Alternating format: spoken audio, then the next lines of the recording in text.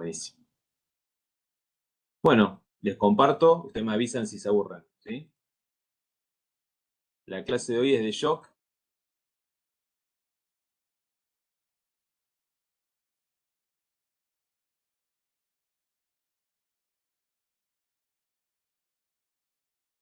Ahí está. Están viendo la presentación, ¿verdad?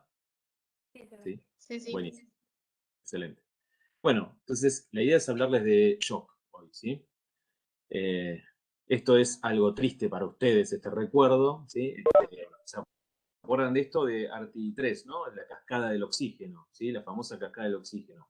Y uno dice, ¿por qué traemos la cascada del oxígeno? Y porque obviamente el shock tiene que ver justamente con los eventos que conducen finalmente a que el oxígeno o no esté disponible o si está disponible no sea utilizable, ¿sí? Entonces empezamos desde acá simplemente como un repaso en un minuto de qué era la cascada del oxígeno.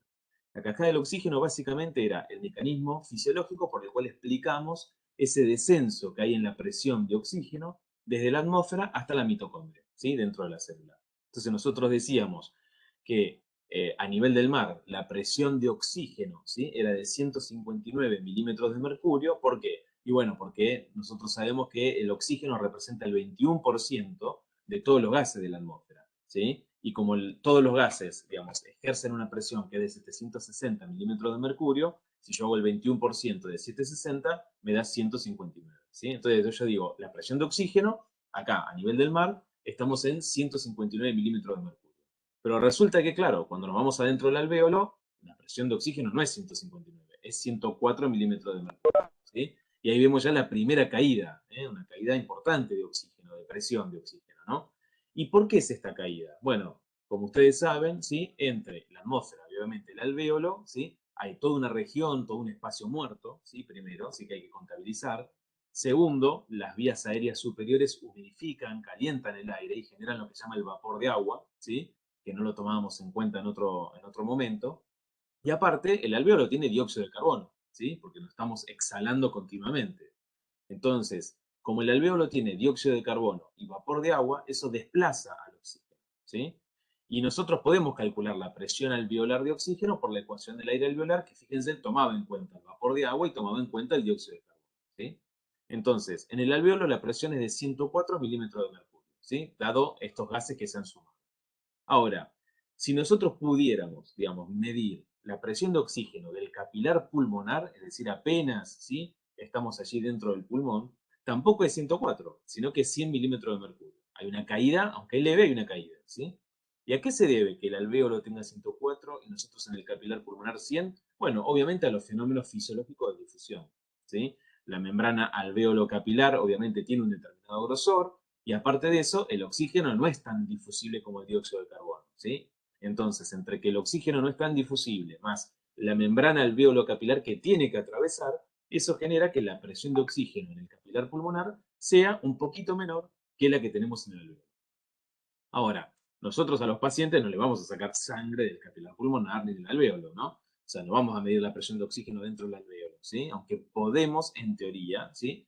Lo que nosotros hacemos a los pacientes cuando requerimos tomarle una muestra de sangre arterial, obviamente es tomarle una muestra de la arteria radial o de la arteria femoral, por ejemplo, ¿sí? Y cuando uno se va a esa muestra de sangre arterial, por ejemplo, en la arteria radial, ve que la presión de oxígeno es de 95 milímetros de mercurio. Esa es la presión de oxígeno normal de un adulto, ¿sí? ¿Y por qué cayó? O sea, si desde el capilar alveolar hasta la arteria radial nada más, digamos, hay poco espacio, digamos, ¿no? No hay nada, digamos, en teoría que medie o que dificulte la llegada del oxígeno, ¿por qué la presión de oxígeno disminuyó, ¿sí? Y porque existe lo que llaman el shunt fisiológico. Como ustedes saben, ¿sí? Hay sangre, digamos, que llega al ventrículo izquierdo, de alguna manera, ¿sí? Pero que no está oxigenada, ¿sí? Y generalmente esa sangre que llega al ventrículo izquierdo, que no está oxigenada, es la sangre que ha utilizado el propio pulmón, ¿sí? El propio pulmón, digamos, básicamente, y que es de vuelta hacia la aurícula izquierda y luego a la ventrículo izquierdo, pero que se mezcla con la sangre que verdaderamente hizo hematosis. Ese shunt fisiológico es muy chiquitito, es un 1% del volumen minuto, ¿sí? Es chiquitito, pero alcanza como para bajar la presión de oxígeno de 100 a 95. Y si yo me voy a medir la presión de oxígeno dentro de la célula, ¿sí? Es muchísimo menor. Es muchísimo, muchísimo menor. ¿Está bien? Y si lo miro en la mitocondria, la presión de oxígeno es 1 a 2 milímetros de mercurio. Y con eso alcanza para que el oxígeno cumpla con todas sus funciones, ¿eh? Si yo quiero medir la presión de oxígeno en sangre venosa, ¿sí? Que habitualmente no se hace, eso no es necesario, digamos, pero quisiera medirla en sangre venosa, vería que la presión de oxígeno en la sangre venosa es de 40 a 45 milímetros de mercurio aproximadamente. ¿Sí? Entonces, esto es lo que se llama cascada del oxígeno, ¿sí? Que es un fenómeno fisiológico. Gracias a esto, obviamente, como el oxígeno, como todos los gases y todos los líquidos, van de un lugar de mayor a menor presión, ¿sí? Por ley de Poiseuille, esto hace que obviamente el oxígeno pase desde la atmósfera al alvéolo, del alvéolo al capilar y del capilar a la arteria radial, ¿está bien? Ese es un fenómeno, obviamente, que nos permite esta cascada de oxígeno al disminuir la presión de oxígeno en cada uno de estos pasos. Esto primero, ¿sí? Ahora, una vez que el oxígeno llegó a la célula, se metió dentro de la mitocondria, ¿no? ¿Para qué sirve, digamos? Bueno, nosotros decimos que el oxígeno es el mejor arquero que tenemos, ¿no? Porque, digamos, el oxígeno se coloca, digamos, en la membrana mitocondrial interna, ¿no? Y empieza a aceptar todos los electrones que le van llegando a través de la cadena de transporte de electrones, ¿no? Es como que ataja todos los penales, ¿sí? Y esto permite, ¿sí? Eso genera de alguna manera esta tajada, digamos, que hace el oxígeno en esta mitocondria, permite, ¿sí? El bombeo en el espacio intermembrana, como van a ver ahora, ¿sí? De protones, y esto después redunda en una fuerza impulsora que genera ATP. ¿Sí? La finalidad de todo esto, obviamente, es la generación de ATP. ¿Sí? Cuando uno mira, ¿sí? Obviamente no vamos a preguntarle sobre transportadores de la membrana mitocondrial ni nada de eso, ¿sí?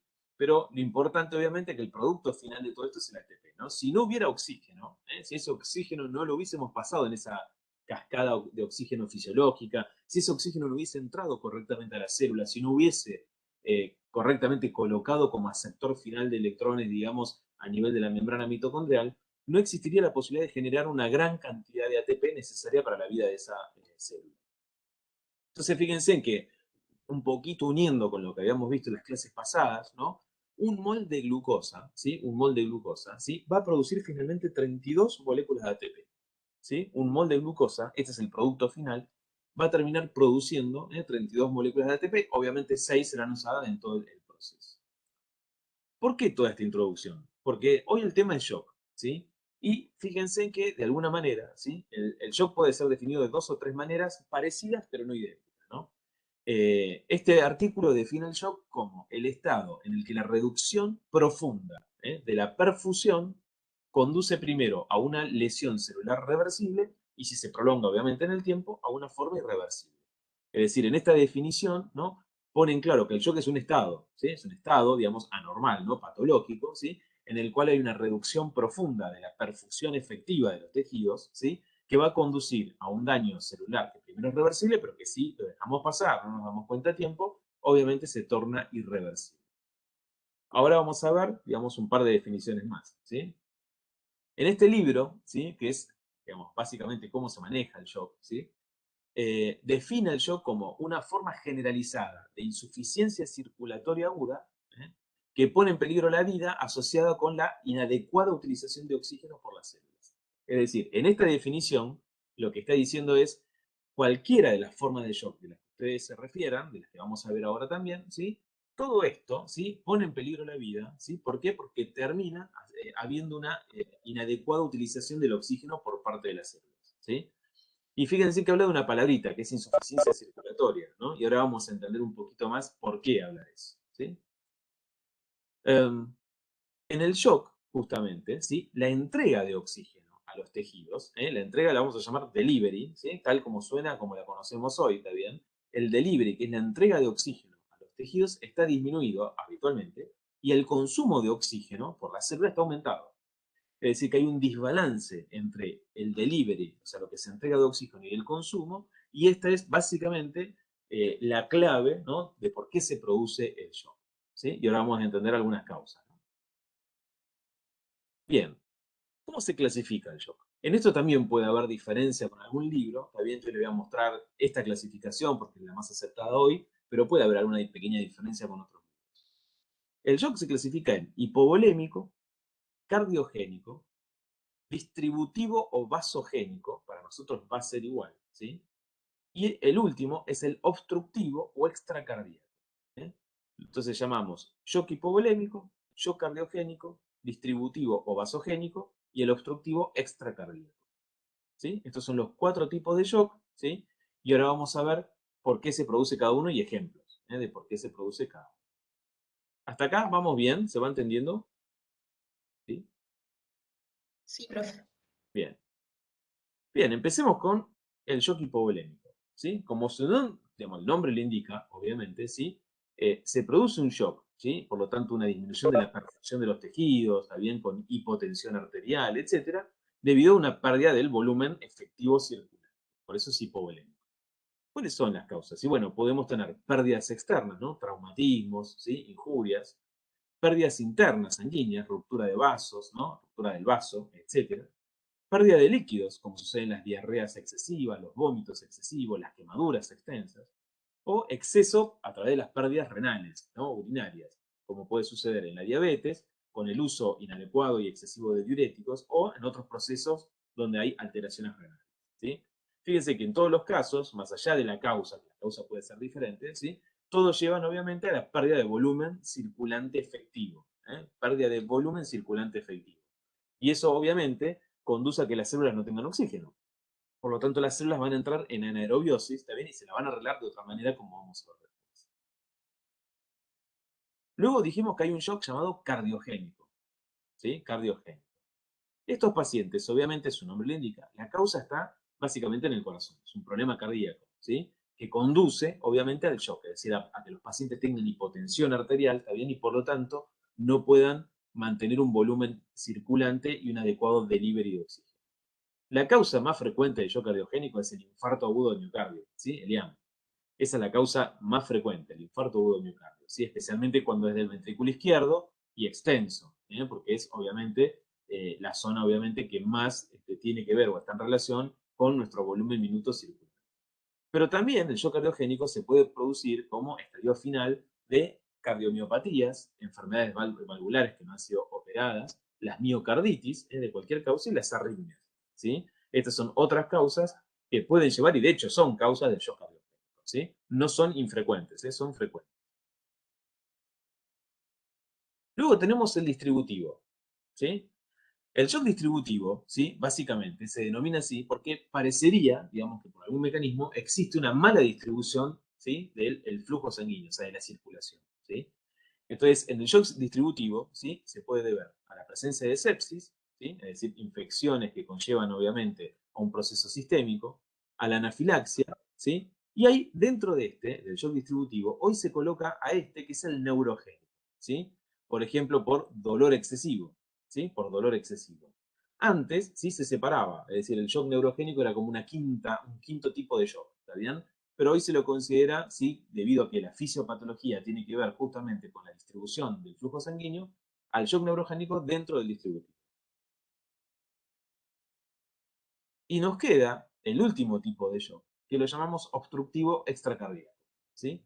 ¿Por qué? Porque fíjense que las causas son la obstrucción aórtica, el tromboembolismo de pulmón, el taponamiento cardíaco, ¿sí? Y el neumotórax. Es decir, estas son causas, ¿sí? Son causas que por algún mecanismo, ¿sí? O no dejan, ¿sí? Que se distienda correctamente el corazón y por lo tanto no se pueda llenar, y si no se llena el corazón no puede eyectar sangre, ¿sí? O porque puede ser que haya una obstrucción aórtica, es decir, a la salida, esto tendría que ver con lo que llamábamos en Arte 3 con la poscarga, ¿sí?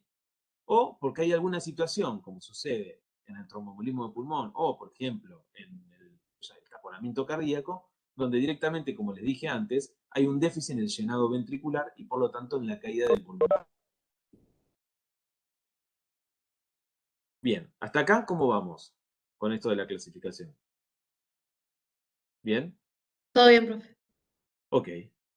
Ahora lo que vamos a empezar a ver, ¿sí? Es los conceptos, digamos. Hasta ahora hablamos de delivery, ¿no? De consumo de oxígeno, transporte, extracción, pero lo que vamos a ver ahora es, bueno, cómo se define y cómo lo podemos medir en las personas, ¿sí? Entonces, empezamos con el transporte de oxígeno, ¿sí? Ustedes saben que el transporte de oxígeno nosotros lo podemos dividir en dos grandes tipos, ¿no? El transporte puede ser convectivo, ¿sí? Convectivo, que es el movimiento de oxígeno en la circulación a través de transportadores, ¿sí? O sea, requiere, este transporte llamado convectivo, requiere sí o sí una energía, ¿no?, que deriva del funcionamiento correcto del corazón. Si el corazón, a medida que eyecta y tiene un buen volumen, perdón, una buena contractilidad, permite obviamente el transporte, ¿sí?, del oxígeno en la sangre. Y obviamente, ¿sí?, perdón, el transportador obviamente mayoritario en la sangre va a ser la hemoglobina contenida en los glóbulos rojos, ¿sí? Y luego tenemos el transporte difusivo, ¿sí?, que es el movimiento pasivo del oxígeno por gradiente de concentración, ¿sí?, como sucede, por ejemplo, ¿sí?, en la membrana alveolo-capilar, ¿está bien?, o dentro de la célula, o incluso dentro de la mitocondria, ¿sí? Estas son las dos formas grandes de transporte de oxígeno, ¿sí? Bien, ahora, ¿sí?, cuando nosotros hablamos de transporte de oxígeno, tenemos que diferenciar lo que se llama capacidad de oxígeno de contenido de oxígeno. Son dos cosas que también vieron ustedes seguramente en respiratorio en ARTI3, ¿sí? La capacidad de oxígeno, básicamente, ¿sí?, es, de alguna manera, medir toda la máxima posibilidad que tiene el oxígeno de ser transportado en la sangre, ¿está bien? Entonces, en general, uno, cuando utiliza la capacidad, es una relación teórica, en realidad. Vamos a ver que es mejor hablar del contenido, ¿sí?, arterial de oxígeno. Pero, bueno, la capacidad de unión, como dice acá, la capacidad de unión del oxígeno a la hemoglobina, ¿sí?, ustedes saben que es la cantidad de oxígeno medido en mililitros que pueden ser transportados por 1 gramo de hemoglobina, ¿sí? Y acá, ¿sí?, tenemos un problema. ¿Por qué? Porque en forma teórica, ¿sí?, hay una constante llamada constante de Höfner, que es que nosotros sabemos que cada gramo de hemoglobina, ¿sí?, o sea, 1 gramo de hemoglobina del adulto, puede transportar 1,39 mililitros de oxígeno, ¿sí? Pero esto, en realidad, ¿por qué decimos que es teórico? Y la verdad es que no es real, porque en vivo, digamos in vivo, este número puede variar entre 1,31 y 1,37, ¿sí?, mililitros. ¿Por qué? Porque nosotros no tenemos 100% de hemoglobina del adulto, no tipo 1, sino que tenemos otro tipo de hemoglobina, tenemos hemoglobina fetal de mínima concentración, menos de 1%, y seguramente en sangre hay momentos donde tenemos hemoglobinas mezcladas con otros elementos, ¿está bien? Entonces, este elemento teórico de 1,39 lo podríamos descartar para empezar a tomar otro valor, ¿sí? Como ustedes saben, ¿sí?, el oxígeno se transporta en la sangre por dos mecanismos. O unido a la hemoglobina, que es el más eficiente y el que viaja la mayor cantidad, o puede estar libre o disuelto, ¿sí? Obviamente, como ustedes también saben, ¿sí?, es el oxígeno libre o disuelto el que ejerce la presión parcial. Es decir, que cuando nosotros decimos que en la sangre arterial hay una presión de oxígeno de 95 milímetros de mercurio, hacemos referencia a este oxígeno libre, ¿sí?, o disuelto, que es muy poquito, pero suficiente para ejercer una presión en la sangre, ¿eh? Esa presión es fundamental, porque esa presión de oxígeno es la que le permite, por diferencia de presión justamente, involucrarse después dentro de la célula, dentro de la mitocondria, o pasar hacia otra estructura, ¿sí?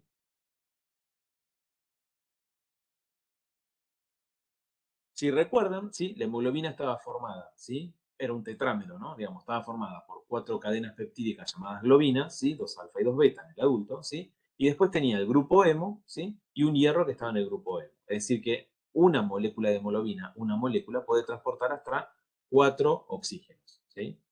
Y si recuerdan también, ¿sí?, existía algo que se llamaba la curva de disociación de la oxihemoglobina. En esa curva, lo que nosotros veíamos que cuando dibujamos en las ordenadas la saturación de la hemoglobina y en las abscisas la presión arterial de oxígeno, lo que vemos es, primero, que hay una parte declive, ¿sí?, donde sube lentamente, ¿sí?, la saturación de oxígeno, y esto es debido a lo que ustedes saben como fenómeno alostérico de la hemoglobina, ¿sí?, donde el primer oxígeno le cuesta ingresar a la molécula, que se encuentra en un estado tenso, pero inmediatamente al ingresar cambia conformacionalmente a un estado relajado, y eso permite que el segundo, tercer y cuarto oxígeno pasen rápidamente, ¿sí?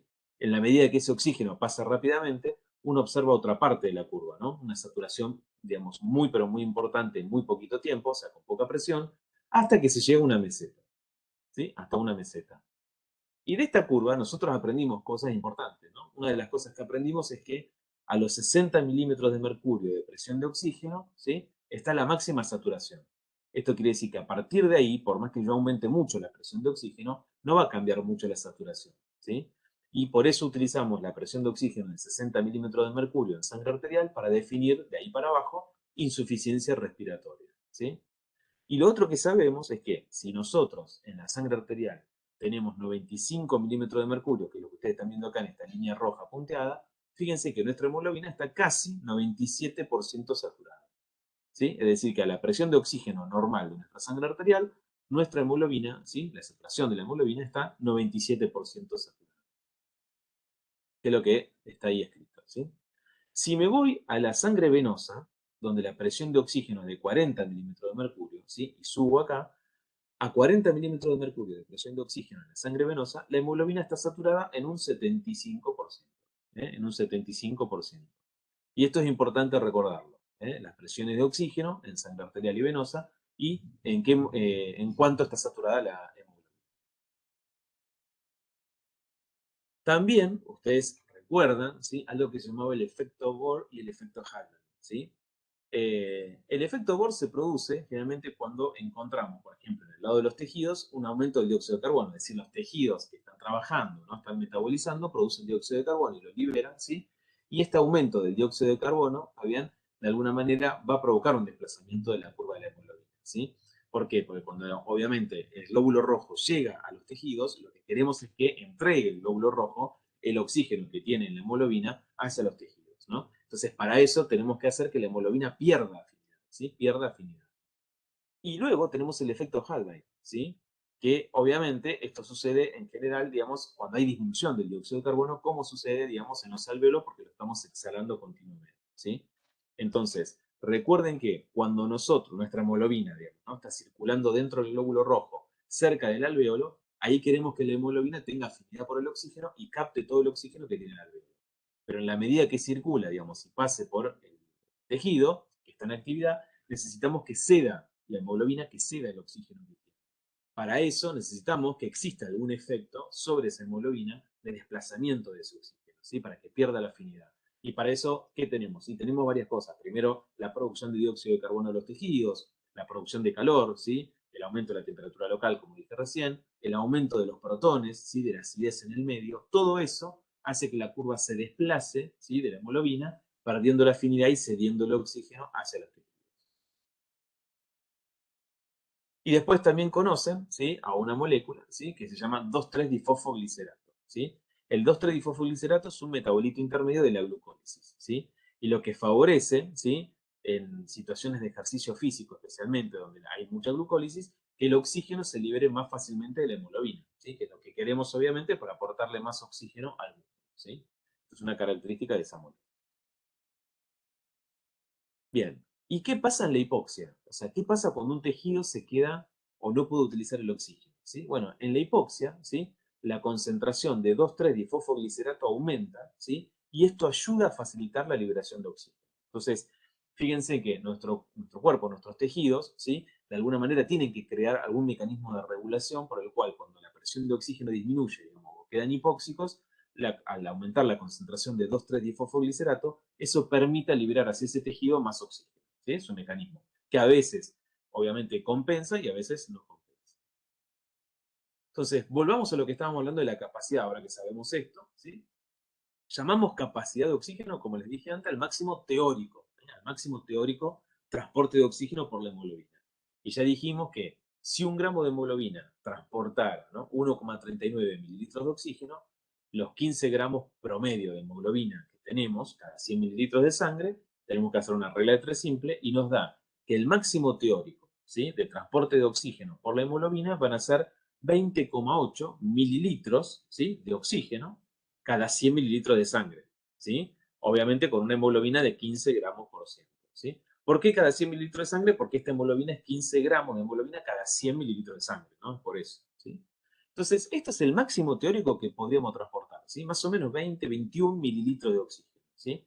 Ahora, ¿esto sucede? Bueno, obviamente, como dijimos antes, como no toda nuestra hemoglobina es del adulto, sino que tenemos otro tipo de hemoglobina, ¿sí?, el valor real, en realidad, de transporte no es 1,39, sino 1,34 mililitros de oxígeno, ¿sí?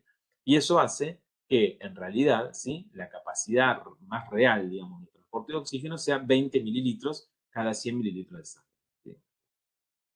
Ahora, nosotros decíamos que por ahí más importante desde el punto de vista fisiológico y clínico, la capacidad es el contenido de oxígeno, ¿sí?, el contenido arterial de oxígeno. ¿Y qué es el contenido arterial de oxígeno? Bueno, el contenido arterial de oxígeno, ¿sí?, obviamente toma en cuenta En una, digamos, está separado por un signo más, hay dos términos, separados por un signo más, y fíjense que toma en cuenta los dos mecanismos de transporte del oxígeno. En el primer término, ¿sí? Es cómo hace el oxígeno para unirse a la hemoglobina, ¿sí? Y en el segundo término, el oxígeno libre o disuelto, que es el que ejerce la presión. Entonces, ¿cómo se calcula el contenido arterial de oxígeno? Bueno, en el primer término pongo la hemoglobina que tenga mi paciente, ¿sí? Multiplicada por la saturación de esa hemoglobina por 1,34, porque dijimos que era una forma más práctica de calcular cuánto podía transportar de oxígeno cada gramo de hemoglobina. Y a esto luego le voy a sumar el oxígeno disuelto, ¿sí? Entonces, para eso tengo que hacer 0,003 mililitros por decilitro, ¿sí? Y esto viene de esto que está acá abajo, digamos, ¿no? Porque a una temperatura más o menos de 37 grados, ¿sí? Cada aumento en la presión de oxígeno en 1 milímetro de mercurio incrementa el oxígeno disuelto en 0,03 mililitros por litro, ¿sí? De ahí surge este valor, o sea, es una constante. Entonces, a estos 0,003 los tengo que multiplicar por la presión de oxígeno que tenga el paciente en ese momento, ¿sí? Entonces, volvemos a reiterar, para calcular, ¿sí? El contenido arterial de oxígeno, nosotros sumamos todo el oxígeno que viaja con hemoglobina más el oxígeno que viaja libre o disuelto. Para el de la hemoglobina tomaremos en cuenta que 1 gramo de hemoglobina transporta 1,34 mililitros de oxígeno, entonces ponemos 1,34 por la concentración de hemoglobina que tenga el paciente en ese momento, por la saturación de oxígeno que tenga en ese momento. Y a esto le sumo la presión de oxígeno en sangre arterial por 0,003, que es una constante obviamente del oxígeno disuelto. Bien, entonces como les dije recién, ¿sí? Ahí tienen explicado en la diapositiva lo que acabamos de decir, ¿no? Oxígeno unido a hemoglobina más el oxígeno disuelto. Perdón. Y fíjense que es aproximado, ¿no? El contenido, calculado así, es más o menos 19,9, o sea, 20 mililitros de oxígeno cada 100 mililitros de sangre. Veamos la diferencia entre la sangre arterial y venosa, ¿sí? Para hacer algunos cálculos después. La presión de oxígeno en la sangre arterial nosotros sabemos que es más de 90, ¿no? 95 milímetros de mercurio. En la sangre venosa es 40 milímetros. La saturación de oxígeno, perdón, la saturación de la hemoglobina, ¿no? De oxígeno, hemoglobina, en sangre arterial es 97, 98%, en la sangre venosa es 70%, ¿sí? Dijimos que esto no importa porque es separado por términos, ¿sí? Pero que el contenido, ¿no? El contenido total de oxígeno en la sangre arterial es más o menos 20 mililitros cada 100 mililitros de sangre, mientras que en la sangre venosa es de 14,8 mililitros cada 100 mililitros de sangre, ¿sí? Entonces, ahora sí, si yo transporto, ¿sí? 19,9 o 20, si quieren redondear, 20 mililitros de oxígeno, ¿sí? 20 mililitros de oxígeno cada 100 mililitros de sangre, ¿sí? En 5 litros de sangre, que esa es la volemia que tenemos, en total transportamos 1000 mililitros de oxígeno, ¿sí? 1000 mililitros de oxígeno. Estos son datos importantes a tener en cuenta, ¿sí? ¿Vamos hasta acá o ya están mareados? ¿Se va entendiendo esto? Sí, sí, lo entiendo. ¿Sí? Bien. ¿Y cómo se calcula la saturación de oxígeno? Obviamente, ustedes me van a decir por el saturómetro, que es más fácil, lo pongo en el dedito, perfecto. Pero obviamente también se puede calcular, cuando tomo una muestra de sangre arterial, también me viene el valor de la saturación, ¿no? Entonces, obviamente, ¿sí? Para hacer la saturación de oxígeno, lo que tengo que hacer es la hemoglobina, perdón, unida a oxígeno, dividido la hemoglobina total, ¿sí? Es decir, la hemoglobina que está completamente oxigenada sobre la hemoglobina total en la sangre, ¿sí? Como si fuera una regla de tres simple, eso me da la saturación de oxígeno. ¿Sí? Bien. Y sabiendo todo esto, vamos a nuestro término famoso. ¿Qué es el delivery de oxígeno? ¿Sí? O sea, ¿cómo calculo la entrega de oxígeno a los tejidos? Calcular el delivery o entrega de oxígeno a los tejidos. Bueno, es, digamos, relativamente fácil el cálculo cuando uno tiene a mano todas las herramientas para hacerlo, ¿no? Básicamente el delivery de oxígeno es el producto, o sea, la multiplicación del volumen minuto, ¿sí? Por el contenido arterial de oxígeno. ¿Sí? El volumen minuto por el contenido de oxígeno, ¿sí? Y eso es el delivery, ¿está bien? Fíjense que en algunos libros, ahí yo lo escribí, ¿sí? Dice, el término correcto a usar sería despacho de oxígeno, ¿sí? ¿Por qué? Dice, porque el delivery, ¿no? Parece como si todo el oxígeno, ¿no? Que se transporta y que se libera va a ser usado por las células, ¿está bien? Y en realidad el delivery uno tiene que tener cuidado porque que haya un buen delivery de oxígeno, una buena entrega de oxígeno, no quiere decir que la célula lo deje entrar, ¿está bien? Es como si ustedes piden comida en un delivery, obviamente, y después cierran la puerta, ¿está bien? O sea, que el delivery llegue, ¿está bien? No quiere decir que ustedes después consuman lo que trae el delivery, ¿sí? Eso es lo que queremos decir. Bien, ¿y de cuánto es? Fíjense en lo siguiente, ¿sí? La extracción de oxígeno en las células habitualmente, ¿sí? Es 25%, ¿sí? Esa es la extracción habitual en general, ¿no? Tomando todo el organismo, ¿sí? Y rara vez, en algunas situaciones, exceden los 75%, ¿sí? Eso es un dato para saber, para entender esto, ¿sí? Entonces, lo que les decía recién, cuidado, porque el delivery de oxígeno no significa ni garantiza el uso del mismo, ¿sí? Como dijimos antes, puede ser que llegue muy bien, pero que después la célula no puede usarlo y ahora vamos a entender por qué, ¿sí? Entonces, el delivery describe la carga de oxígeno que se lleva a los tejidos en cada minuto y, como les dije, es el producto del volumen minuto por el contenido arterial de oxígeno, ¿está bien? Y se lo multiplica por 10, ¿está bien? Eso es simplemente para convertir el contenido arterial, como dice acá abajo, de mililitros decilitro a mililitros. ¿Bien? Pero básicamente el delivery es volumen minuto por contenido arterial, ¿sí? Entonces, si yo digo que el volumen minuto de una persona es 5 litros por minuto, ¿sí? Lo multiplico por toda la fórmula del contenido arterial, que como ustedes saben tenía un término que era el unido a la hemoglobina, por otro término que era el oxígeno libre, ¿sí? ¿Y cuánto me da ese delivery? Bueno, lo que hicimos antes del cálculo, ¿sí? Que habitualmente el delivery de oxígeno es casi 1000 mililitros de oxígeno por minuto, ¿sí? Esto, por supuesto, es un dato que se entregan, digamos, que se transportan y liberan los tejidos 1000 mililitros por minuto, es un dato global, ¿sí? Hay tejidos, obviamente, que tienen flujos regionales, digamos, o variaciones regionales, ¿está bien? Porque cada tejido va a responder según la necesidad metabólica que tenga en ese momento. Pero como número, para acordarme, nosotros le podemos entregar a los tejidos 1000 mililitros de oxígeno por minuto. Eso es lo que tengo que recordar, ¿sí? Bien, no importa. Bien. Y ahora, otra cosa para recordar, que seguramente recordarán, ¿sí? Si yo digo que el delivery, ¿no? Es igual al volumen minuto por el contenido arterial de oxígeno, ustedes recuerdan que el volumen minuto cardíaco es igual al volumen sistólico por la frecuencia cardíaca, ¿sí? Y que el volumen sistólico dependía de tres cosas, de precarga, poscarga y contractilidad, ¿sí?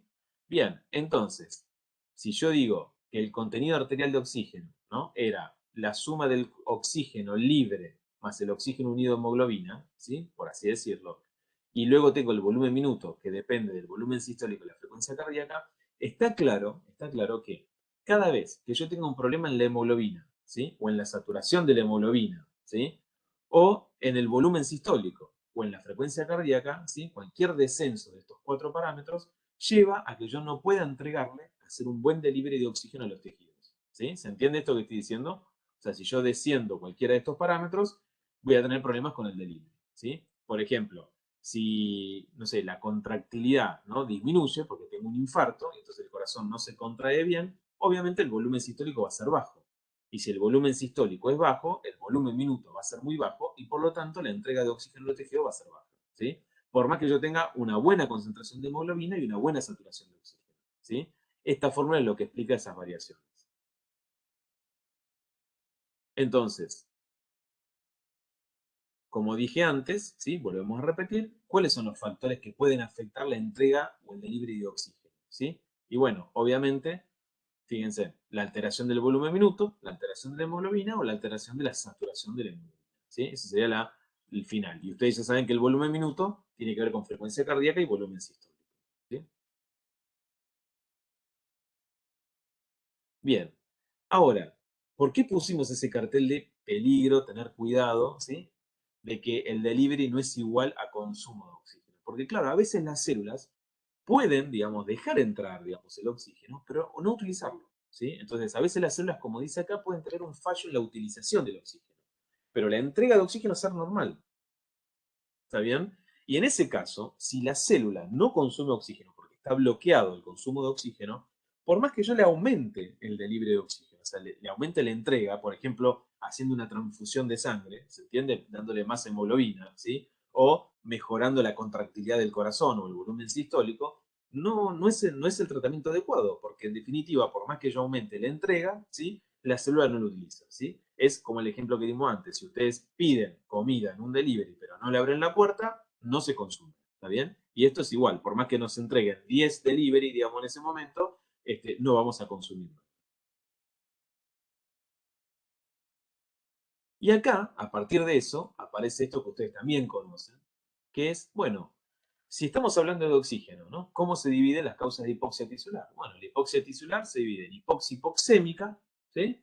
Que ustedes saben que se denomina así porque, a ver, miremos desde la izquierda del pulmón, ¿no? Al tejido, el dibujito de estos barquitos. Y bueno, acá tenemos, de alguna manera, un barquito, ¿no? Que está cargando el oxígeno, digamos, aparentemente lo estamos transportando, ¿sí? Lo estamos transportando, pero en estos casos, obviamente, sí, hay una cantidad de carga que es mucho menor, ¿sí?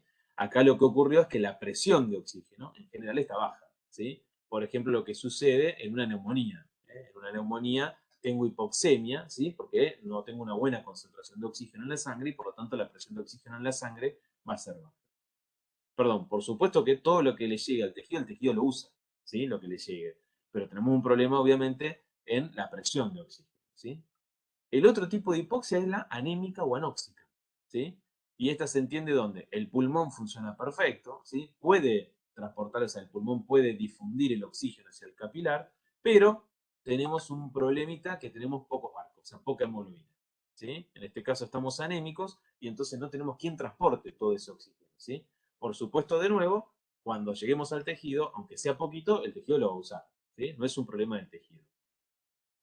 Luego tenemos la hipoxia isquémica, ¿sí? ¿Y cómo se entiende la hipoxia isquémica? Bueno, acá el problema es, no hay olas, ¿no? Tenemos un problema circulatorio grave, digamos. También hay una isquemia, hay una vasoconstricción intensa, una oclusión de una arteria, ¿no? Que no deja perfundir y irrigar a los tejidos. Entonces tengo un pulmón sano, una hemoglobina perfecta, carga todo bien, pero no circula, ¿sí? Hay una obstrucción a la circulación y por lo tanto no llega al tejido, ¿sí? Por eso acá el tejido desesperado está pidiendo por favor oxígeno, ¿sí? Y por último, la hipoxia histotóxica, ¿sí? Que este es, digamos, el ejemplo de lo que decíamos recién, cuidado con pensar que el delivery es igual a consumo, ¿no? En la hipoxia histotóxica, el pulmón está sano, le pasa muy bien todo el oxígeno a la hemoglobina, la cantidad de hemoglobina es perfecta, el oleaje es perfecto, o sea, la circulación es perfecta, ¿sí? Pero el problema es que hay bloqueo en el tejido, o sea, el tejido por ahí deja meter el oxígeno, pero no lo utiliza, ¿sí? Esto sucede en muchas intoxicaciones, como por ejemplo los chiquitos con aspirina, ¿no?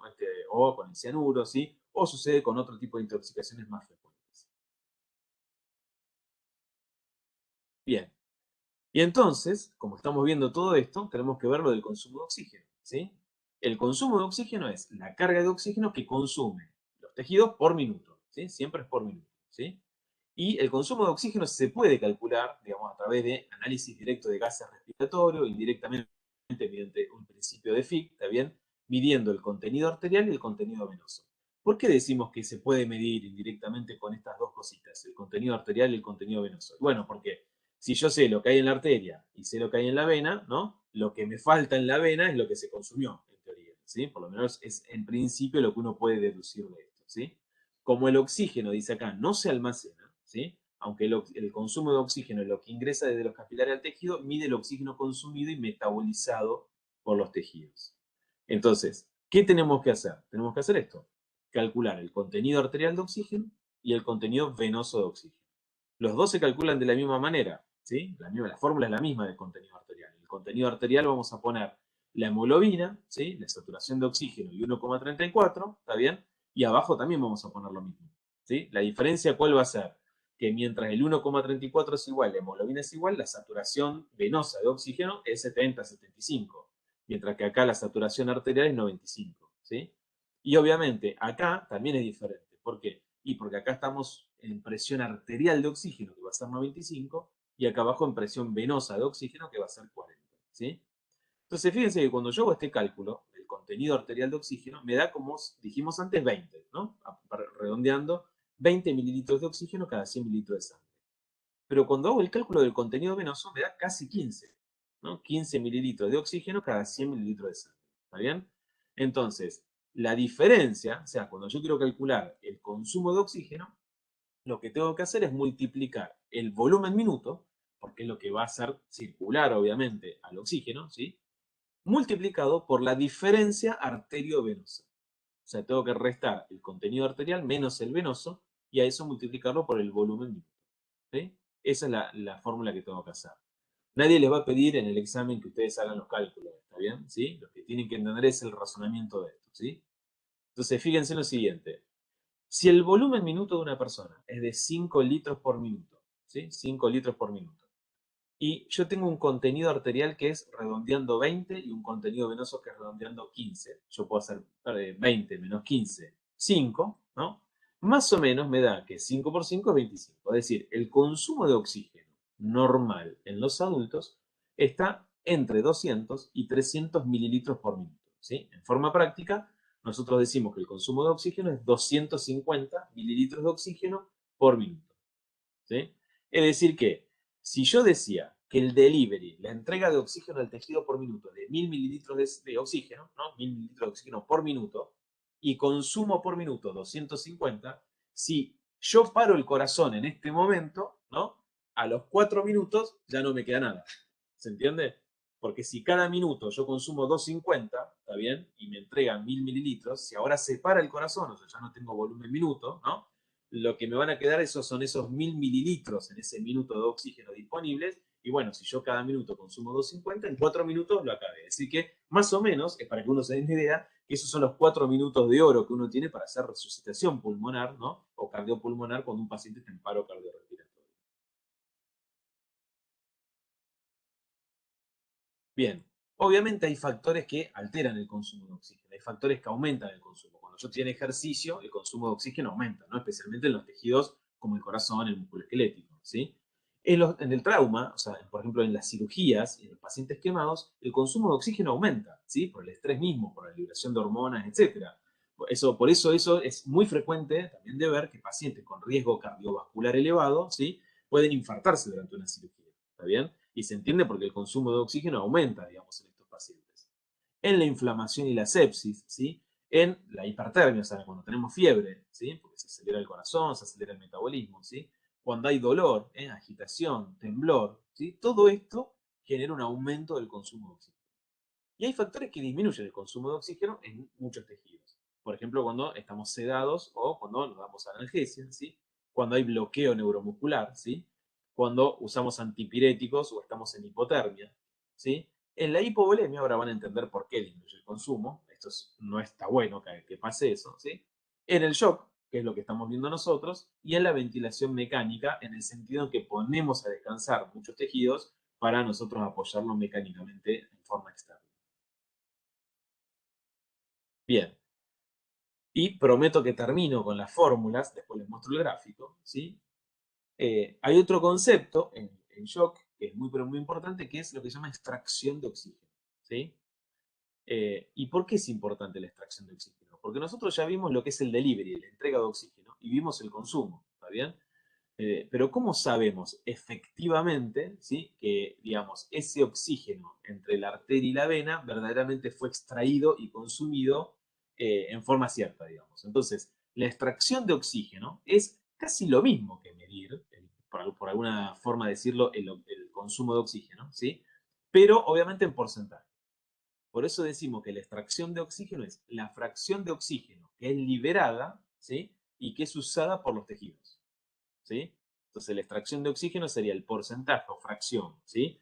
De oxígeno que es liberada, o sea, el delivery de oxígeno usado por los tejidos. Entonces, ¿cómo se calcula la extracción de oxígeno? Y hago la división entre el consumo de oxígeno sobre el delivery de oxígeno. ¿Está bien? Vuelve a ser una regla de tres simple, ¿está bien? Es como decir, si lo que yo le entrego al delivery es 100%, ¿no? El consumo de oxígeno, ¿cuánto es? X. Entonces sería consumo de oxígeno por 100 sobre delivery. ¿Está bien? Esa es la fórmula, ¿sí? La fórmula general, ¿sí? En forma rápida, ¿sí? Uno puede, ¿sí? Puede calcular la extracción de oxígeno calculándolo con las saturaciones. Entonces pone saturación, diferencia entre la saturación arterial y la venosa sobre la saturación arterial, ¿está bien? Pero quédense con la idea de esta, ¿no? Que la extracción de oxígeno tiene que ver con el consumo de oxígeno, ¿sí? Y con la entrega, el delivery de oxígeno. ¿sí? ¿Vamos hasta acá? Bien.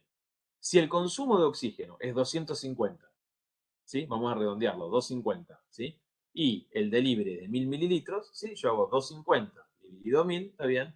Y más o menos, esto me queda redondeando, ¿sí? Redondeando lo siguiente, que en personas sanas, ¿sí? Personas sanas que no están sometidas a ninguna cirugía, trauma, problemas tiroides, nada de eso, en personas sanas, más o menos entre un 20 y un 30% del delivery de oxígeno es extraído y utilizado, ¿sí? Entre un 20 y un 30%.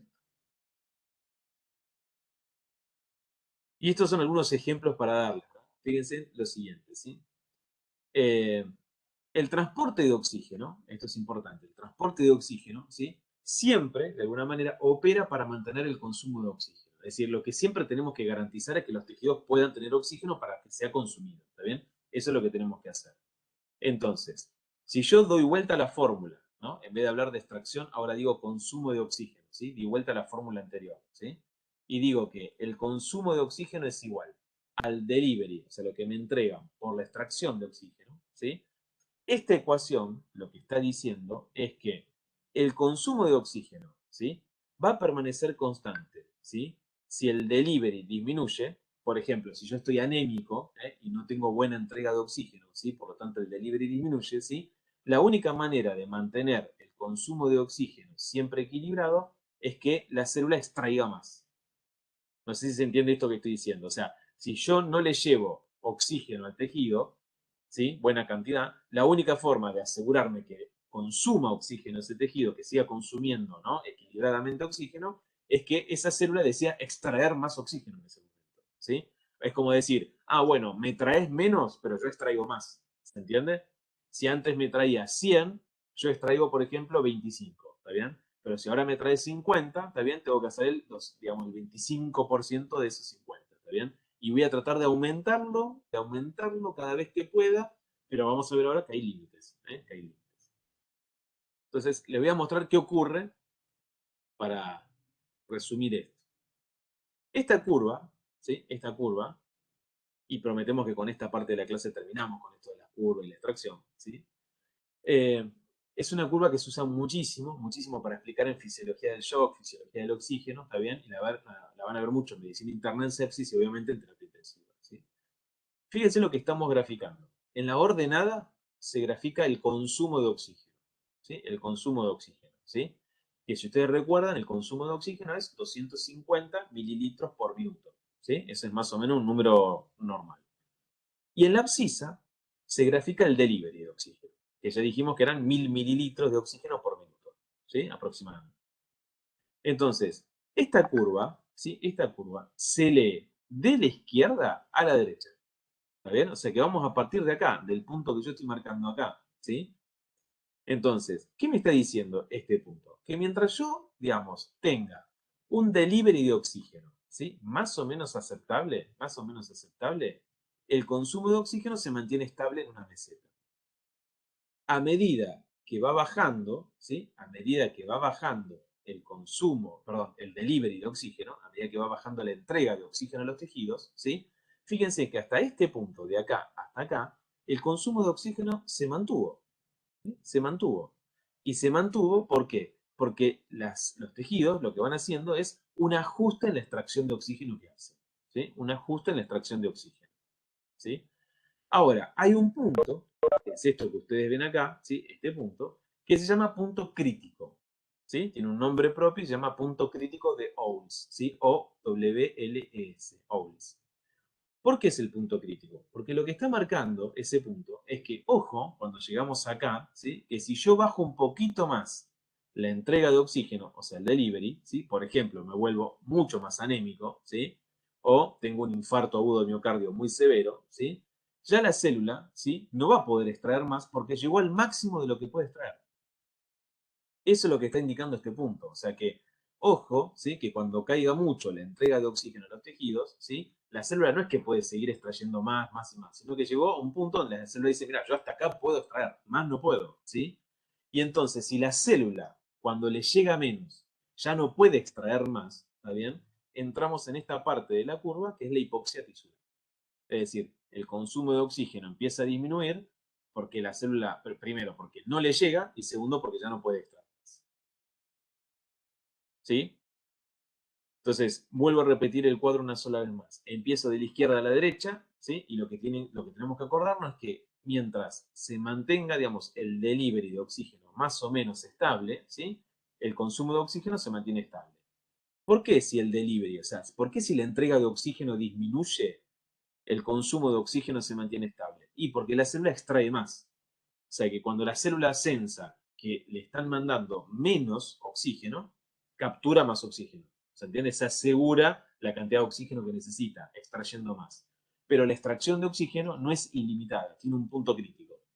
Hay un punto crítico en el cual, si yo sigo bajando la entrega de oxígeno a los tejidos, la célula ya no puede extraer más y ahí aparece la hipoxia tisular. ¿Sí? La hipoxia tisular. Corta. Bien. Y en definitiva, digamos, ¿no? Digamos, ¿cómo podemos medir, digamos, cuáles son marcadores de oxigenación tisular inadecuada? Porque si ustedes quieren medir que el oxígeno está bajo en la sangre, toman una muestra de sangre y miden la presión de oxígeno. Eso es fácil. Si la presión de oxígeno está en menos de 95, ya saben que está hipoxémico. ¿Está bien? Ahora, ¿cómo sabemos que el tejido está hipoxémico? ¿Se entiende? Esta es la pregunta, porque el tejido es mucho más difícil de medir, ¿sí? Bueno, para eso hay marcadores indirectos, ¿sí? Los marcadores de oxígeno que se pueden usar son el consumo de oxígeno, que lo podemos medir indirectamente, ¿sí? Con cuentas, a veces con fenómenos, mecanismos invasivos, con dilución, etc. Otro es hacer la diferencia arteriovenosa de la saturación, ¿sí? Fíjense acá, saturación arterial menos venosa, ¿sí? Y cuando esta es mayor a 50%, ¿sí? Está indicando que hay una oxigenación en los tejidos inadecuada, ¿sí? O cuando la saturación venosa de oxígeno es menor al 50%, menor al 50%. Estos son parámetros, ¿no? Indirectos que hablan de que la oxigenación en los tejidos es inadecuada. Pero también, y esto es lo que más se usa, muy frecuentemente ustedes van a usar, digamos, en clínica médica, hay marcadores químicos. Y uno es el lactato. Ese es el que más se utiliza. O sea, uno mide ácido láctico y cuando el ácido láctico es mayor a 2 milimoles litro, en algunos textos van a haber más de 4 milimoles litro, el ácido láctico lo que está indicando es que la célula no está usando oxígeno, o sea, está en glucólisis anaeróbica. ¿Sí? Y al estar en glucólisis anaeróbica, todo el piruvato se transforma en lactato. ¿Sí? Y el problema, como ustedes saben, el ácido láctico que genera acidosis metabólica, ¿sí? Y eso puede generar desnaturalización de proteínas, trastornos cardíacos, etc. ¿Sí? Entonces recuerden que como marcador de todos estos que dijimos, ¿sí? El ácido láctico es seguramente el que más van a utilizar frecuentemente. No importa porque es menos usado. Bien. Sabiendo todo esto, ¿sí? Sabiendo todo esto, perdón, ¿hasta acá cómo van? ¿Se entiende lo que estamos hablando? Sí, sí, se entiende. ¿Sí? Bien. Nosotros empezamos diciendo que era el shock, ¿está bien? Y empezamos digamos, a clasificarlo, ¿no? Dijimos que había un hipovolémico, ¿no? Un distributivo, un obstructivo, un cardiogénico, estos cuatro que están acá, ¿está bien? Entonces, fíjense que acá hay dos colegas, ¿no? Que dicen, el paciente está en shock, ¿no? Sí, pero ¿qué clase de shock tiene? ¿Está bien? Entonces, ¿cómo podemos saber? Bueno, a veces es muy fácil, la clínica lo dice, si un paciente tiene una hemorragia visible, un traumatismo grave, no hace falta dilucidar y hacer mucho lío, ¿no? Que puede tener. Pero a veces no es tan fácil, ¿está bien? Entonces, ¿qué podemos hacer? Fíjense lo siguiente. Si uno agarra, ¿no? En la literatura, ¿sí? ¿Cuál es el shock que predomina? Claramente es el shock distributivo, especialmente el séptico. ¿Sí? O sea que seguramente ustedes se van a enfrentar miles de veces a pacientes con shock séptico, ¿sí? Desgraciadamente el shock séptico tiene una mortalidad muy alta, ¿sí? Muy alta. Y la verdad es que esa mortalidad se ha mantenido constante desde hace más de 50 años. No hay muchas cosas que lo ha variado. Lo único que le cambia al shock séptico es pensarlo tempranamente y colocarle antibióticos tempranamente, ¿sí? Es lo único. Pero como a veces el comienzo de la sepsis es muy difícil, digamos, de percibir, se tarda mucho tiempo en hacer ese diagnóstico, ¿sí? Pero el concepto, digamos que el shock séptico distributivo, esto hay que recordarlo, es el más frecuente, ¿está bien? Y que lo que cambia la mortalidad de los pacientes es pensarlo rápidamente y poner antibióticos rápidamente. Después, obviamente, entre el cardiogénico, ¿sí? Porque los infartos son frecuentes, y el hipovolémico, porque las hemorragias obviamente son frecuentes, las deshidrataciones, ¿no? etcétera, son frecuentes, se llevan el segundo y tercer puesto, ¿sí? Y luego están los otros. El obstructivo es el que menos frecuentemente uno ve, ¿está bien? No, digamos, a veces son graves, digamos, pero son que menos vemos habitualmente. Bien. Pensemos entonces cómo hacemos el diagnóstico, porque ahí la colega estaba preguntando, ¿qué tipo de shock tiene? ¿No? Entonces, digamos, shock distributivo. ¿Sí? Shock distributivo. Bueno, en el shock distributivo, ¿sí? Lo que ocurre, ¿sí? O vasogénico, ¿sí? Es el mismo. Lo que ocurre fisiopatológicamente es que hay un tono vascular disminuido periférico, ¿sí? Es decir, hay como si fuera una vasodilatación periférica enorme, ¿está bien? Y eso provoca que haya una mala distribución del flujo sanguíneo a los tejidos, ¿sí? A los órganos. Entonces, la resistencia vascular sistémica está baja. Esto lo tengo que recordar, ¿sí? O sea, si yo bajo, tengo vasodilatación, la resistencia vascular está baja, ¿sí? Los pacientes, de hecho, en un periodo van a ver que están como si fueran hasta rosados, ¿sí? No están pálidos en este caso, no tienen vasoconstricción, sino que tienen vasodilatación. La presión arterial, como la resistencia está baja, está disminuida, ¿sí? Eso define el shock, la presión arterial baja, ¿sí? Porque si ustedes recuerdan, presión arterial es igual a volumen minuto por resistencia periférica. Y si la resistencia periférica dijimos que está baja, la presión está baja. Y el volumen minuto va a ser variable, ¿sí? ¿Por qué variable? Y habitualmente está aumentado porque trata de compensar, ¿sí? Trata de compensar obviamente el corazón generando mayor gasto cardíaco o volumen minuto, ¿está bien? Entonces habitualmente está aumentado, ¿sí? Y por último, ¿sí? Si ustedes miden la presión capilar pulmonar, ¿sí? La presión capilar pulmonar va a estar normal o baja, ¿sí? Acá no tiene mayor relevancia esto, digamos, pero sí lo anterior, ¿no? Digo, recuerden que en el shock séptico uno que espera encontrar que los pacientes tengan presión arterial muy baja, ¿sí? Por eso está en shock, que esa presión arterial está baja por una resistencia vascular muy disminuida, ¿sí? Justamente ¿por qué? Porque hay un tono vascular que está disminuido periféricamente. Hay una gran vasodilatación y no podemos controlar eso, ¿sí?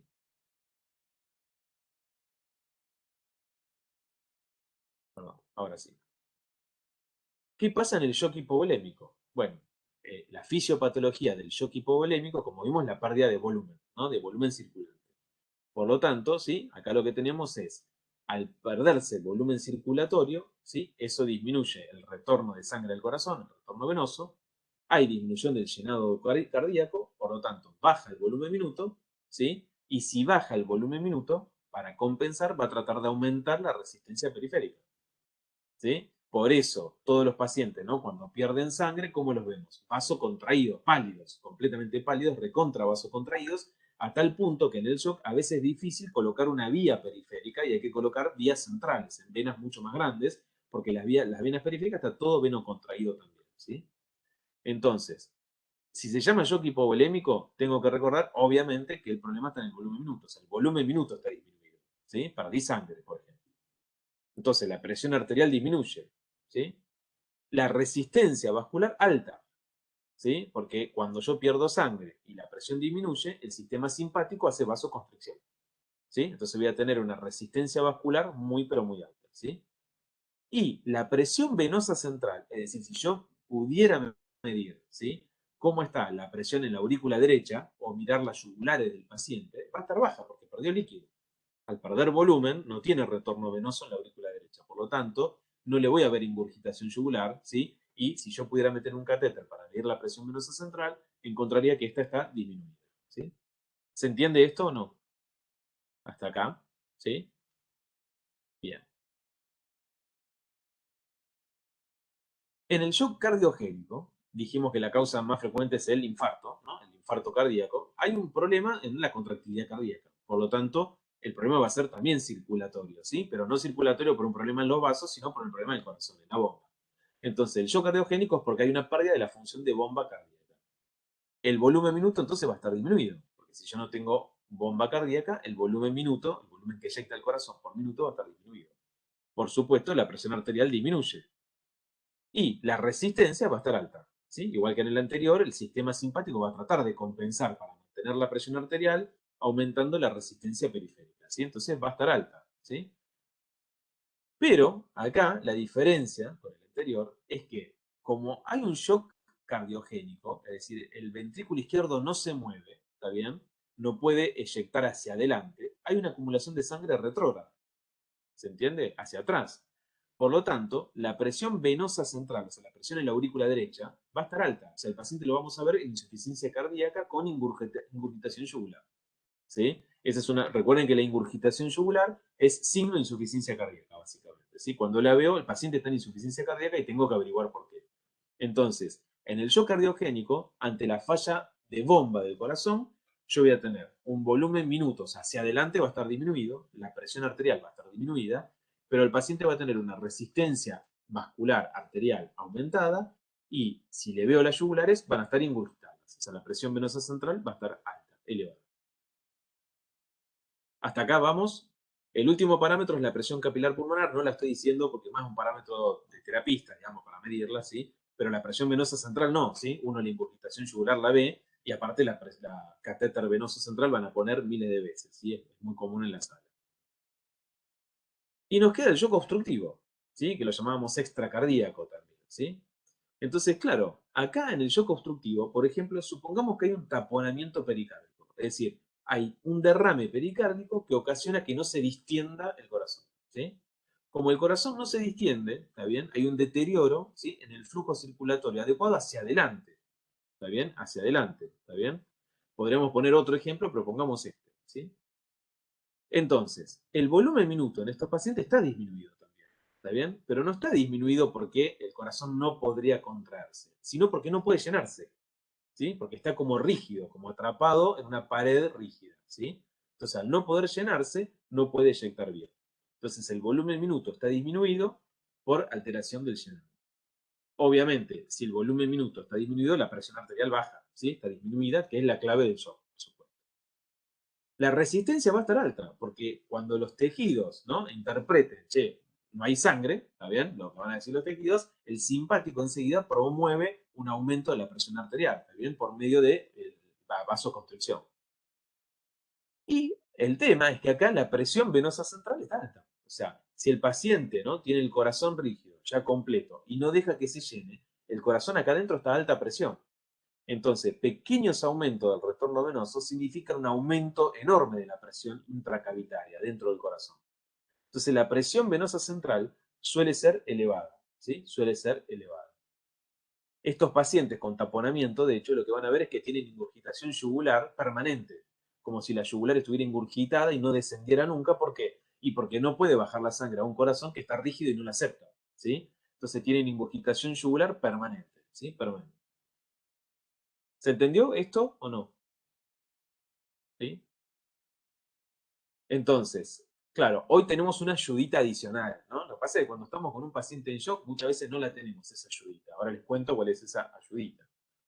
Primero, ¿qué hacemos si llega un paciente que está con presión arterial disminuida, ¿no? Y yo sospecho que está en shock el paciente, ¿no? Bueno, lo que tengo que hacer es resucitar, es una forma de decir, ¿no? Que usamos los médicos, cuanto antes ese paciente, ¿no? O sea, no perder mucho tiempo en investigar la última causa que puede tener, sino digo, el paciente tiene hipotensión arterial, ¿no? Lo primero que tengo que pensar es, bueno, tendré que pasarle líquido, eso es lo primero que tengo que hacer, ¿no? O sea, pensar que es lo más fácil para sacarlo de ese lugar. Entonces, a menos, ¿sí? Que se revierta rápidamente, ¿sí? Yo tendría que colocar un catéter, ¿sí? Para monitorear la presión arterial y, como le dije antes, un acceso venoso central.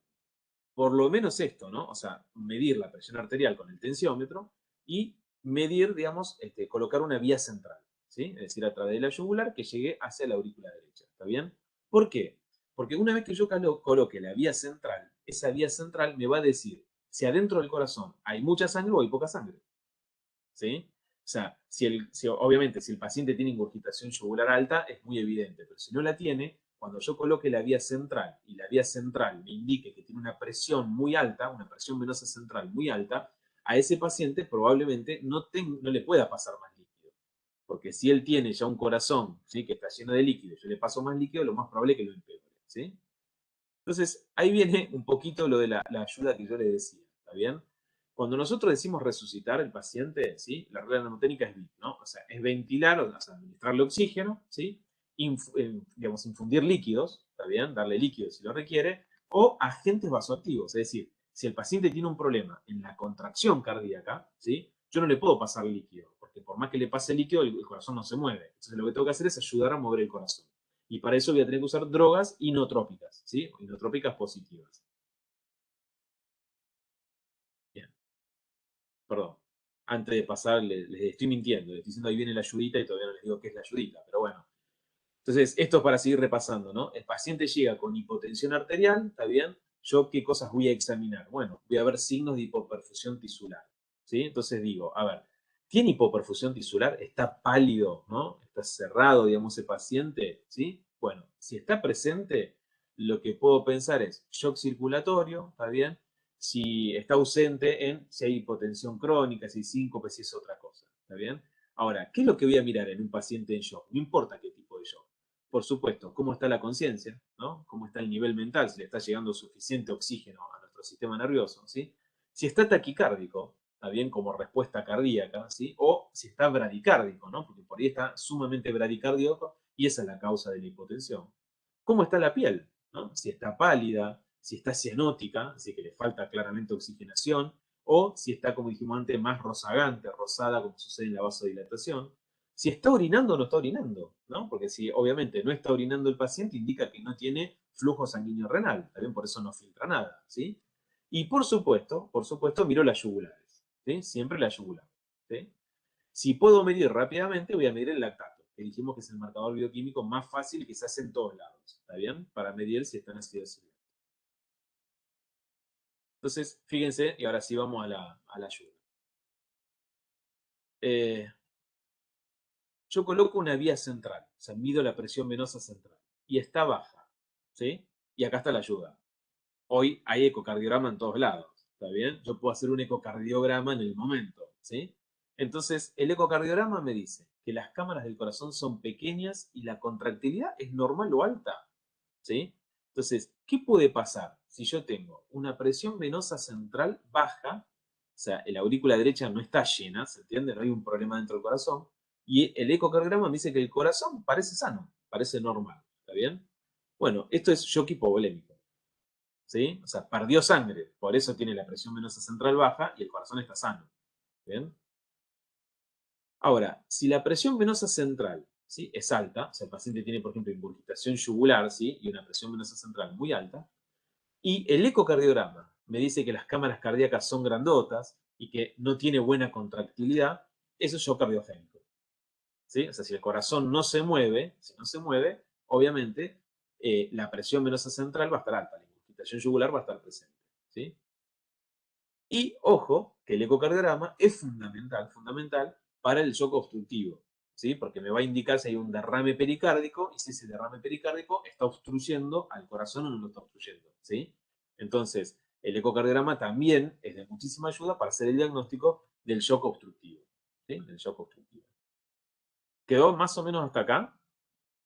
Bien, ahora, supongamos, ¿sí? Que el paciente tiene un gasto cardíaco alto, ¿sí? Es decir, el volumen minuto del paciente parece alto, está rozagante, como dijimos, ¿no? Vasodilatado, etc. Bueno, obviamente el ecocardiograma acá lo que va a decir es que las cámaras cardíacas son normales usualmente y la contractilidad usualmente está preservada, ¿está bien? Entonces tiene un corazón normal, ¿sí? Está hipotenso, tiene un corazón normal, ¿está bien?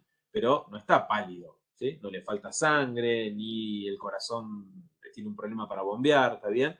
Sino que obviamente estos pacientes están vasodilatados, hay una mala distribución del flujo sanguíneo y eso es lo que lo ha llevado al shock, ¿sí? ¿Se entiende esto hasta acá?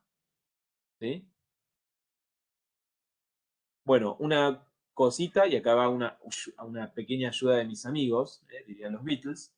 Eh, en los exámenes solemos tomar algo de esto, ¿no? Por ejemplo, si un paciente tiene, por ejemplo, no tiene ingurgitación yugular, ¿sí?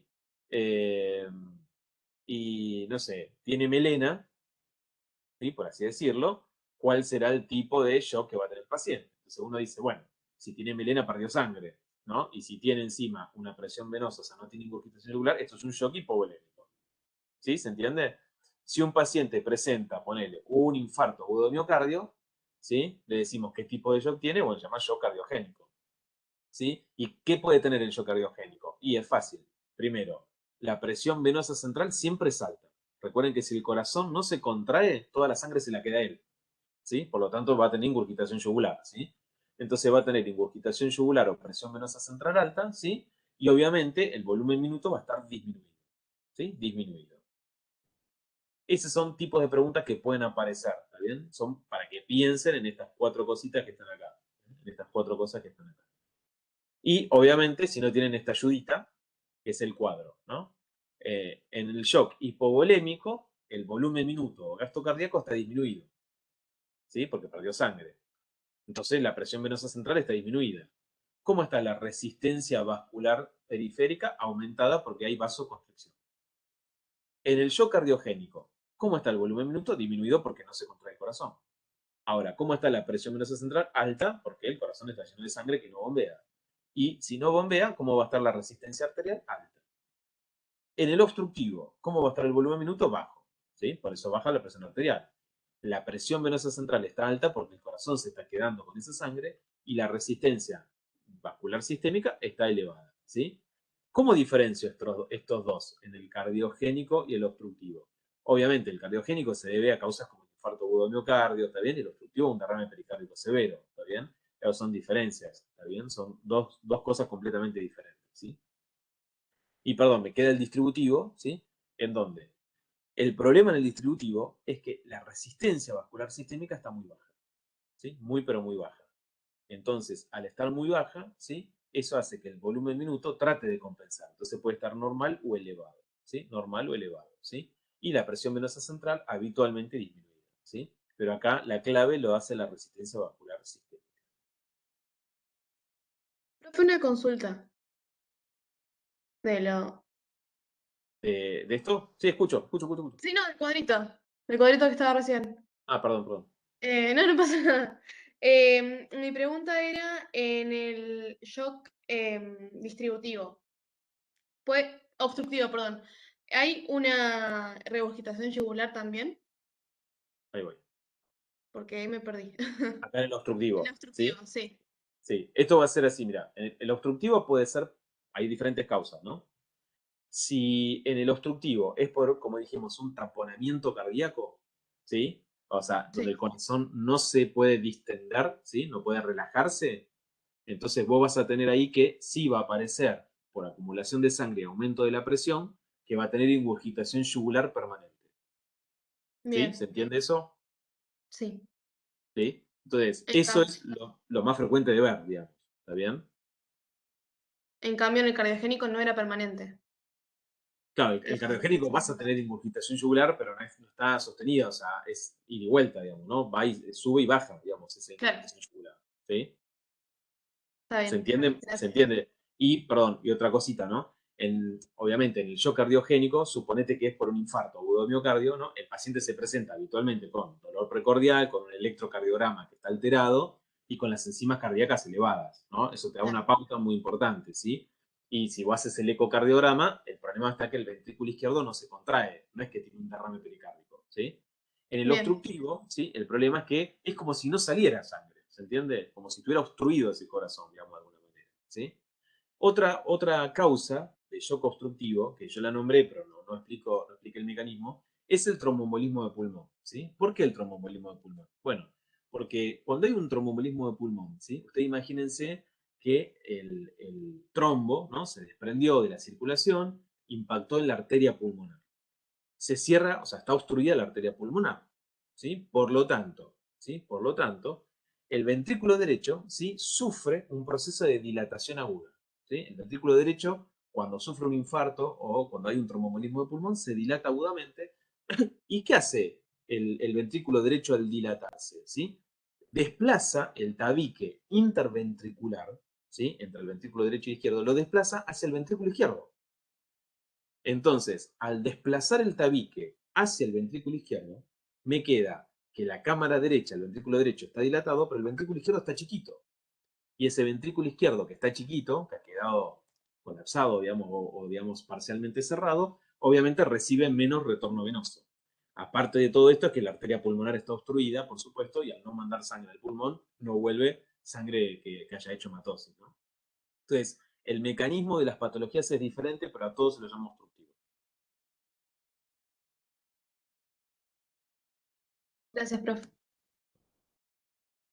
Bueno, como decimos nosotros, ¿no? En fisiología, ¿está bien? ¿De qué se muere una persona que tiene una patología, que se murió por muerte natural, que se murió por un accidente de tránsito? Nos morimos todos de hipoxia, ¿no? Finalmente, la hipoxia es el final, ¿no? Por eso dejamos esta clase siempre como medio para el final, para entender esto, ¿sí? ¿Se entendió esto más o menos? Sí, profe.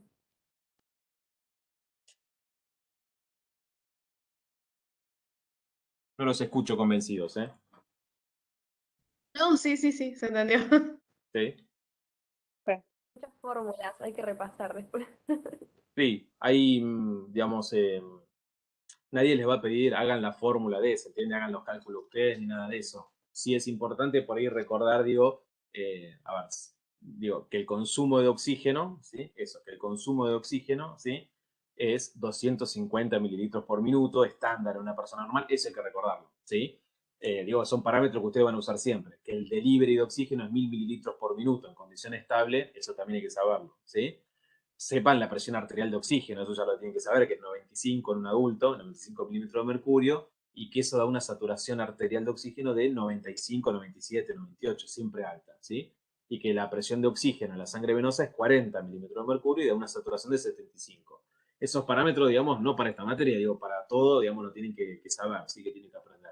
Después lo que sí puede aparecer es esto que les dije de ejemplos de shock, ¿no? Digamos, decir, bueno, si un paciente tiene un infarto, qué tipo de shock estamos pensando, ¿no? O si tiene un infarto, por ahí no preguntarle qué tipo de shock tiene, pero sí decirle, bueno, cómo espera encontrar en un infarto, ¿no? La presión arterial, la resistencia periférica, ¿está bien? Esas cosas básicas, o la ingurgitación yugular, digamos.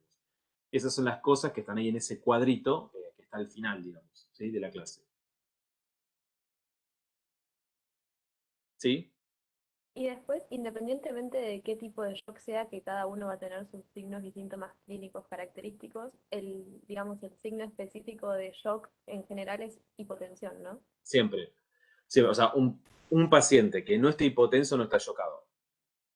¿Se entiende? ¿Sí? O sea, si vos encontrás un paciente que lo ves con fiebre, 40 grados, con escalofríos, lo que fuere, lo que fuere, lo que fuere, pero le tomás la presión y tiene 130, 80, no está hipotenso. ¿Está bien? Podrá estar séptico, pero todavía no llegó al shock séptico. ¿Sí? Porque en el shock, en general, lo que ocurre para definirlo es que los pacientes suelen estar hipotensos y vos los reanimás con líquido, le pasás líquido y no recupera la presión. Esa es la verdadera definición hemodinámica del shock. ¿Sí? Ahora, ¿cuál es la importancia? Que nosotros no veamos al paciente shockado, sino que cuando tengamos un paciente, digamos, que tiene un dolor de pecho, sepamos que puede llegar al shock si lo dejo libre, ¿no? Si lo dejo libre al azar, si tiene fiebre y escalofríos, ¿no? Pensar si no puede estar haciendo una sepsis, que después lo lleva al shock séptico, ¿está bien? Esas son las cosas que uno tiene que pensar, ¿está bien? Siempre. ¿Sí? O si tiene disnea súbita, inexplicable, ¿no? Y tuvo recién una cirugía de cadera, debe pensar en embolia pulmonar, ¿está bien? Y no dejar esperar el tiempo para que llegue a estar chocado, ¿sí? Esas son las cosas importantes. Pero como decís vos, es clave, o sea, si no hay hipotensión no está chocado todavía.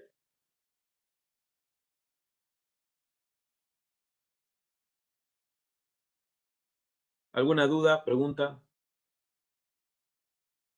¿No? Bueno, yo lo que voy Profe, a hacer es voy a abrir un entonces, foro. Sí, escucho, Andrea. perdón, justo iba a decir, entonces lo que es la presión de capilar pulmonar no le prestamos tanta atención, es más que nada No, gasto no. cardíaco. Bien. No, no, o sea, al gasto cardíaco sí, porque, digamos, es el volumen Sí, sí, minuto, ¿sí? sí, sí. Pero la presión capilar no se preocupen tanto porque, digamos, nosotros habitualmente, como clínicos, digamos, no medimos la presión capilar, la intuimos, pero no la medimos, digamos, ¿no? Eso se mide con catéter de Swan-Ganz, que es un catéter metido a través de, digamos, que llega hasta el capilar pulmonar, digamos, ¿no? O cercano a él, digamos. Y eso se mide en terapia, y la verdad es que cada vez se utiliza menos el catéter de Swan-Ganz, ¿sí? Porque cada vez hay más elementos que ayudan, digamos, obviamente, que uno haga el diagnóstico no invasivo, ¿sí? No invasivo. ¿Está bien?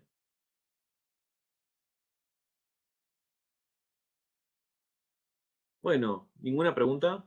Bueno, la intención es así, yo voy a tratar de mañana mismo subir la clase, está bien que ha sido grabada, ¿sí? Y voy a abrir un foro y voy a dejar la clase grabada, está bien, para el sábado, ¿sí? Espero que nada, que cuelen preguntas en el foro, está bien, para que yo pueda contestarlas, este, por la clase. Después, la semana que viene, haríamos la clase de electrocardiograma patológico, ¿está bien? Y después, bueno, probablemente nos quede tiempo para hacer el repaso de todo. ¿Sí? ¿Ok? Bárbaro. Bueno, Gracias. muchas gracias por haber estado. Gracias a usted, profe. Gracias por dar la clase igual. No, por favor, no. Muchas gracias a ustedes. Chao, Un profe. beso y Adiós. cuídense mucho. Chao. Chao. Chao, profe. Gracias, profe. Hasta luego.